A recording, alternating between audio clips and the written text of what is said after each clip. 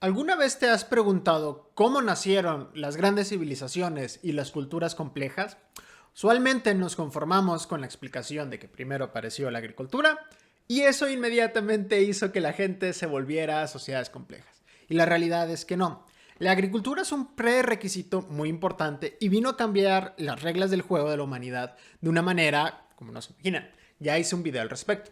Pero lo importante aquí es que las sociedades complejas, las clases sociales, la estratificación, los reyes, las religiones, aparecen por la necesidad de controlar los recursos que da la agricultura, pero también para que la agricultura sea eficiente. Y en ese sentido te voy a dar una información que te va a ser muy llamativa. Y es que las cuatro primeras grandes civilizaciones que aparecieron en el mundo, que son la de Mesopotamia, la de Egipto, la del Valle del Indo y la de China, tienen como característica distintiva que usualmente estaban cerca de ríos, que tenían grandes crecidas y grandes disminuciones, y que por lo tanto necesitaban que la gente creara sistemas de irrigación para poder controlarlos. Es decir, las grandes civilizaciones nacieron por la necesidad de controlar el agua, en este caso, para poder hacer la agricultura eficiente y que diera rendimientos constantes. Y esto es súper importante. Lo voy a poner así de sencillo en la región de Egipto. En Egipto, el Nilo a veces crece mucho y esto hace que la gente que planta cerca del río pierda todas sus cosechas porque se ahogan. Pero a veces el río no crece lo suficiente porque no hay suficientes lluvias y entonces hay una escasez de agua que hace que las pequeñas culturas o asentamientos que había cerca de este río se acabaran peleando y destruyendo entre ellas. Entonces, lo que pasó es que la gente se empezó a organizar y empezó a elegir a personas específicas para que construyeran canales, para que los organizaran, para que dijeran cuánto agua le tocaba a cada persona, cuánta agua se debía de almacenar y luego cómo se iban a distribuir los frutos de la agricultura. Porque hay que recordar que la agricultura permite la especialización laboral. Es decir, ya no toda la gente se dedica a recolectar o a cazar o a cosechar la tierra, y ahora hay gente que se dedica a hacer cerámica, hay gente que se va a dedicar a construir casas, a hacer artesanías, etcétera, ¿no?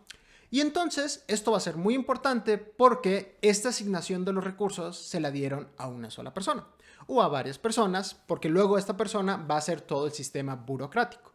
Esta es una de las principales características que consideran muchos investigadores de las culturas antiguas como una necesidad o un requisito para considerar a una sociedad civilizada.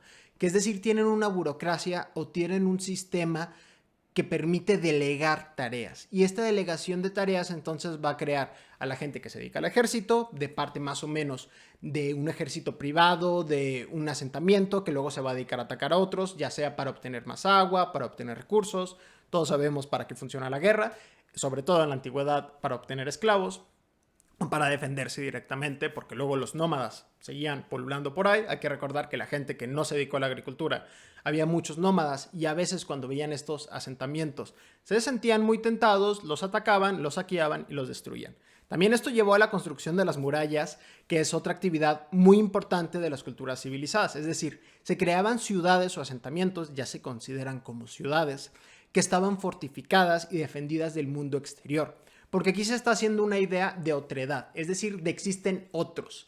Piénsalo, por ejemplo, no sé en tu país si se llaman colonias, pero aquí en México se llaman colonias, que es como la gente rica vive en la colonia X y la gente pobre vive en la colonia Y. Lo estoy sintetizando, ¿no? Pero entonces esta división les permitía distinguirse como diferentes de las otras personas y también les permitía generar ciertos rasgos culturales distintivos. Porque otra característica muy importante del origen de las civilizaciones van a ser las religiones. Las religiones van a servir para explicar el mundo porque había muchos fenómenos que ellos no podían decir cómo pasaban y se lo iban a atribuir a un dios. Por ejemplo, cuando cayó un rayo, no sabía a quién atribuirle a esas fuerzas mayores y decían, bueno, es que fue una entidad superior que nosotros no entendemos. Por ejemplo, algunas culturas le pusieron nombre, vamos a pensar, por ejemplo, en los antiguos griegos que lo llamaban Zeus, y entonces atribuían esas características. Y luego había una clase de personas especializadas, que van a ser los sacerdotes, que se dedican a la comunión con estos dioses para proveer, por ejemplo, buena agua. Si se fijan, va a ser un constante las peleas por el agua. Pero vamos a parar por aquí por un momento y me gustaría poner un contraste. Si se fijan aquí también estoy hablando de regiones que tienen una escasez o una necesidad de controlar el medio ambiente. Es decir, la escasez va a impulsar a la creación de culturas. Pero si hay mucha escasez, va a haber simplemente migración. Pensemos en regiones muy áridas, aunque actualmente a nivel ecológico es diferente de hace 30.000 años, pero imaginemos que en un desierto de África no se podía plantar nada. Entonces ahí probablemente seguían siendo nómadas o los nómadas ni siquiera iban a esa región y se iban yendo a otros lados. Pero entonces la escasez completa no puede crear culturas o civilizaciones. Pero el otro extremo es que la abundancia va a retrasar también este proceso, porque al haber muchos recursos no hay una necesidad de asignarlos. Pensemos, por ejemplo, en Europa, donde hay muchos páramos dignos para la agricultura o para otro tipo de actividades. También pensemos en América, por ejemplo, en México había muchas regiones donde casi que podían ir caminando y recoger frutos, las semillas se daban con mayor facilidad, había más abundancia de agua, etcétera, etcétera. Entonces, al haber tanto, no había entonces una necesidad de decir, esto es tuyo, esto es mío. Las civilizaciones, por lo tanto, si se fijan, Egipto, Mesopotamia, el Valle del Indo, se encuentran en este punto intermedio. Tenemos recursos, pero no lo suficientes como para morirnos de hambre o necesitar migrar, y no tenemos tantos como para no necesitar asignarlos a la gente.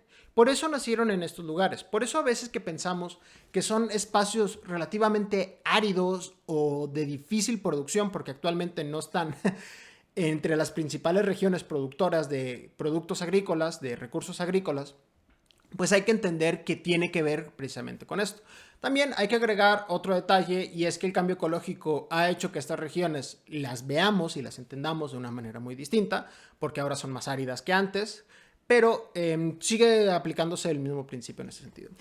Entonces, yo creo que esta sería una explicación corta, bonita, sencilla de cómo es que empiezan a nacer las civilizaciones o las culturas complejas. Actualmente ya no usamos tanto el concepto de civilizaciones porque se utilizó para justificar muchas guerras. Vamos a pensarlo de esta manera.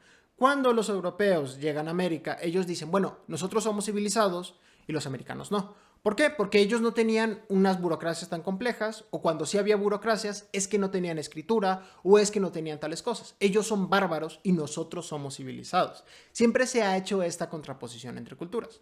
Como ya lo dije antiguamente también, la gente de los asentamientos hizo murallas contra los nómadas porque los consideraban a ellos bárbaros y a la gente del asentamiento gente civilizada y con muchas culturas. Entonces, en este sentido, hay que entender que no necesariamente hay como una serie de características para decir, esto es concretamente una civilización. Vamos a entenderlo, por lo menos para este video y si lo quieres para tu vida, como una sociedad con una estructura compleja, que probablemente tiene una división de clases, eso sí, yo considero que sea indispensable, y que tiene un sentido de identidad o de reconocimiento distinto frente a otros. Regreso, en los nómadas había un sentido de distinción. Ellos pertenecen al movimiento constante, trabajan con animales, de la recolección, de la caza, y nosotros no. Entonces, eso siempre les permitió crear una distinción. Y esta distinción muchas veces se creó a niveles macro. Vamos a pensarlo en Egipto. Había una región que se llamaba el Alto Egipto y el Bajo Egipto. Y entre ellos dos tenían diferencias culturales bastante significativas y se la vivían peleándose. Y no fue hasta la aparición de uno de los primeros grandes faraones egipcios que se dio la unificación entre estas dos regiones. Pero entonces, esa ya también, la aparición de los primeros reyes, que tiene que ver justamente con lo que les estoy diciendo, que es la asignación de recursos, va a ser un proceso que va a crear grandes imperios. Y eso ya es un video para otra ocasión. Si te interesa una cultura en específica para que hable, ya sea en los sumerios, los egipcios, los indios, en China también hay bastantes, y entender todo el fenómeno de evolución chino es súper interesante porque tiene de las dinastías más duraderas y toda esta construcción que hicieron sobre el mandato divino está muy padre. Déjamelo en los comentarios y por ahí vamos checando lo que tiene más voto público, vamos a llamarlo así, y vamos a hacer un video al respecto. Espero que te haya gustado, espero que me dejes tus comentarios. Si no te has suscrito, suscríbete y nos vemos hasta la próxima.